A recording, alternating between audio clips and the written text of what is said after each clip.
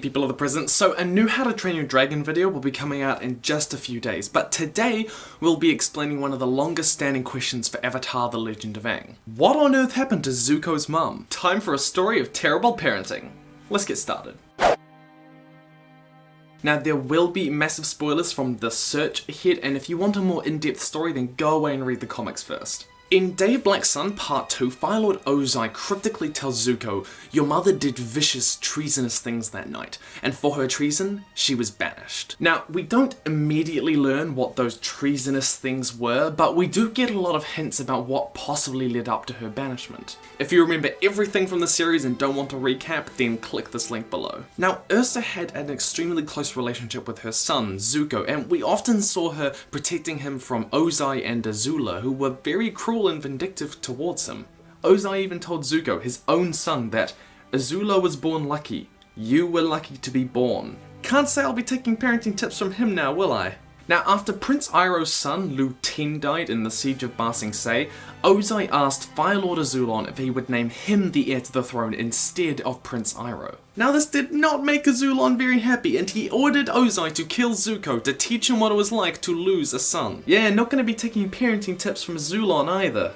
Finally, in order to save Zuko's life, we learn that Ursa did something treasonous, and for that she was banished. And in a dramatic ending to the season, Zuko confronts his father and demands to know, "Where is my mother?"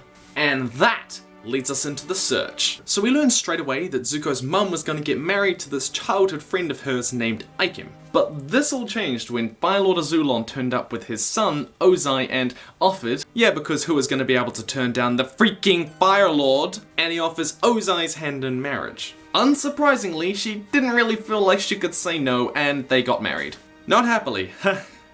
Oh no, not happily. So she was forced to leave her family and Aikim behind. Fast forward to Azulon ordering Ozai to kill Zuko, and Ursa offers Ozai the one thing that she knows he wants: the throne. She promises to make an untraceable and odorless poison for Ozai to use as he chooses in exchange for Zuko's life. Ozai agrees on one condition: that she leaves the palace and never returns, for fear that she would probably use that same poison on him one day.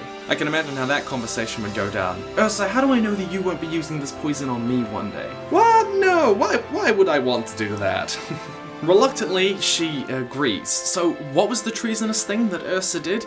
She provided the poison used to kill the Fire Lord, essentially committing regicide. But it is interesting that she wasn't banished for her treason, as Ozai claimed. It was just part of the deal, and it's another example of Ozai trying to emotionally manipulate Zuko, trying to destroy that memory he had of his mum as a good person. And this whole family is just a little bit screwed up. Now, during that time, her childhood lover, Aikim, had become depressed and despondent because he lost the love of his life. So he left their home village of Hera and ventured into a spiritual forest known as the Forgotten Valley, where he met one of the oldest and most powerful and possibly godlike spirits ever encountered in Avatar, the Mother of Faces. Seeing that he wanted to become someone else without Ursa, the Mother of Faces made him a new face. He called himself Norrin, and he returned to the village and started a new life. So Ursa was banished, and she returned to her hometown of Hera to find that her parents, Rina and Jinzok, had since passed away.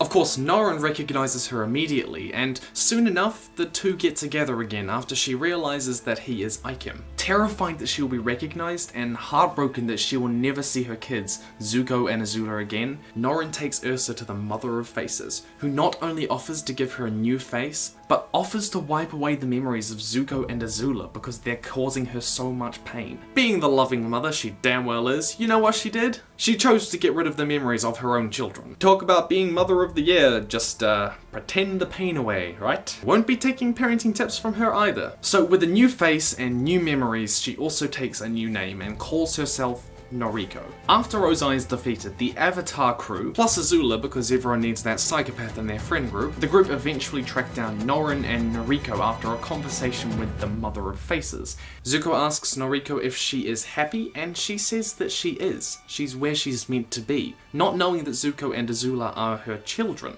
Zuko begins to leave before Norrin says that Zuko should tell Noriko the truth about who she is. Azula then breaks in, sets half the place on fire, yells for a while, and then demands to know why her mother didn't love her enough. And Noriko then replies in a kind of heartbreaking way that if she is Azula's mother, she's sorry for not loving her enough. That she loved them so little that she would choose to forget them.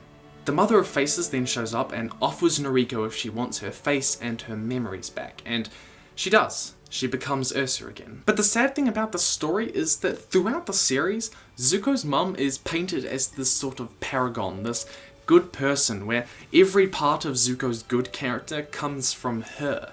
Yet, we clearly see that she's so flawed that she even chose to forget her children. What kind of mother does that? But that's all from me. Zuko's mother's story is just one of, like, bad parenting, psychopathic children, and suppressing your issues so that you don't have to deal with them. Not a great model for a family. Anyways, if you guys enjoy this, tell me down below what other questions about Avatar, Aang, or Korra you guys have that you'd like me to answer. There will be another How to Train Your Dragon video coming in just a few days, and in the meantime, follow me on Twitter, Wattpad, Facebook, and read my books, the links in the description below. Thanks for watching, see you in the future.